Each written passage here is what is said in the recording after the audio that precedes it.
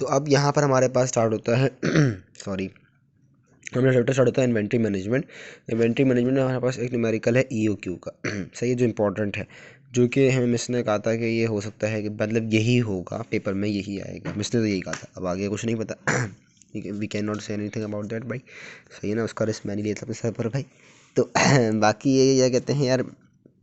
देखो इंपॉर्टेंट तो है टॉपिक, ठीक है, सही है, टॉपिक बहुत इंपॉर्टेंट है ये वाला इन्वेंट्री मैनेजमेंट वाला। तो इन्वेंट्री मैनेजमेंट का हम इसमें थ्योरी, इसकी थ्योरी भी बहुत इंपॉर्टेंट है, देख लेना अच्छे से। दूसरी बात EOQ का मिसने बोलता है कि इंपॉर्टेंट है, इसमें EOQ निकाल रहे होते हैं हम, ठीक है, इकोनॉमिक ऑर्डर क्वांटिटी के भाई कि बेस्ट पॉसिबल क्वांटिटी कौन सी है, ठीक है टोटल कॉस्ट निकालते हैं हम लोग। और ये TBO क्या होता है, टाइम बिटवीन ऑर्डर्स,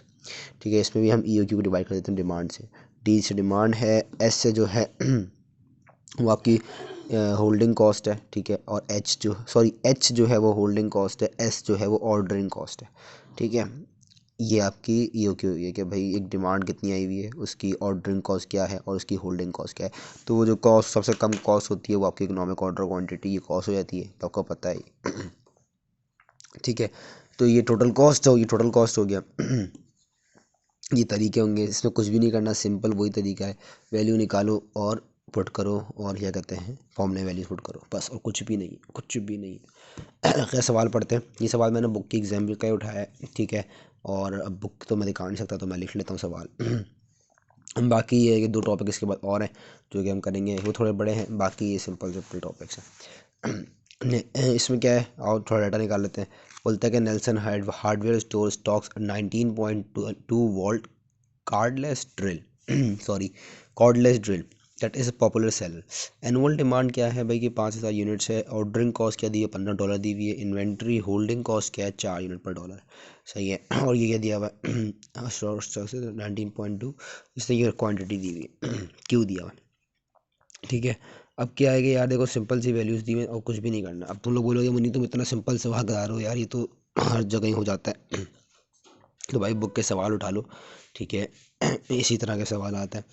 और मिस नहीं बोलता है कि आपको क्या कहते हैं वैल्यूज़ सारी गिवन होंगी, बस आपने कुछ ना कुछ नहीं करना, कुछ नहीं करना, निकालना है आपने, बस वैल्यूज़ निकालनी है आपने।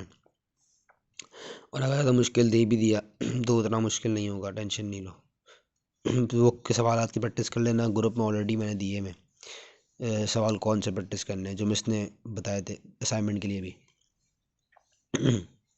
वही करना है। ये आ गया अब इसका पार्ट ए क्या बोलता है, what is economic order quantity, तो ये निकाल लोगे। What is total annual cost for this inventory, total annual cost में आप ये निकाल लोगे, ठीक है मैं निकाल देता हूँ यार अब मेरे पास कैलकुलेटर तो है नहीं, तो तुम लोग ये कर लेना कि उसको कैलकुलेटर में पुट कर लेना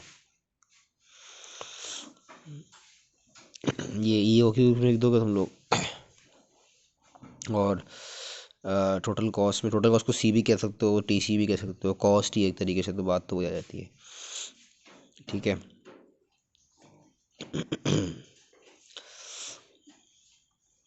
अच्छा जब कॉस्ट में हो ना, तो कॉस्ट में अगर कहीं कहीं हो सकता है कि क्या कहते हैं आपको अल्लाह भला करे वो दे दें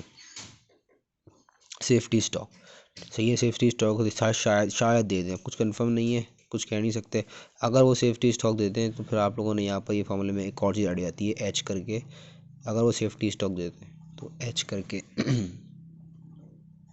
सेफ्टी स्टॉक को मल्टीप्लाई करा देना और बस प्लस कर देना, तो आपका ये हो जाएगा, एक और फॉर्मूले में एडिशन हो जाएगा TC में। अगर वो H तो आपको दिया हुआ ये होल्डिंग कॉस्ट, ठीक है, हाँ अगर वो सेफ्टी स्टॉक दे दे तो, अगर बाकी इसको इसी तरीके से सॉल्व करना है, सिंपल तरीका है, सिंपल से अब वैल्यूज पुट कर दोगे तो बस कॉस्ट की वैल्यू आ जाएगी, तो बस EOQ की वैल्यू आ जाएगी बस। अब टाइम बिटवीन ऑर्डर्स में क्या है, अगर सवाल में मांगा हो तो टाइम बिटवीन ऑर्डर्स, तो हम लोग time between orders EOQ upon D भी निकाल लेते हैं, तो बस ये तरीका है यार, ये निकालने का तरीका है, इसमें कुछ और है नहीं। हाँ ऑर्डर नंबर ऑफ़ ऑर्डर्स का हो सकता है कि आ जाए कि नंबर ऑफ़ ऑर्डर्स निकाल के दिखाएं, तो नंबर ऑफ़ ऑर्डर्स का फॉर्मूला भी कोई इतना मुश्किल नहीं है वो डिमांड अपॉन EOQ है, तो पहले EOQ निकाल लेना, फिर EOQ जब तुम डिमांड तो बस आ जाएगी, ऑर्डरिंग कॉस्ट आ जाएगी, सही है, ये होगा, डिमांड भी आ गया, EOQ निकाल लेना, EOQ निकालने के बाद इसमें पुट कर देना, नंबर ऑफ़ ऑर्डर्स भी आ जाएगा, ठीक है बस ये सिंपल सा तरीका है इसमें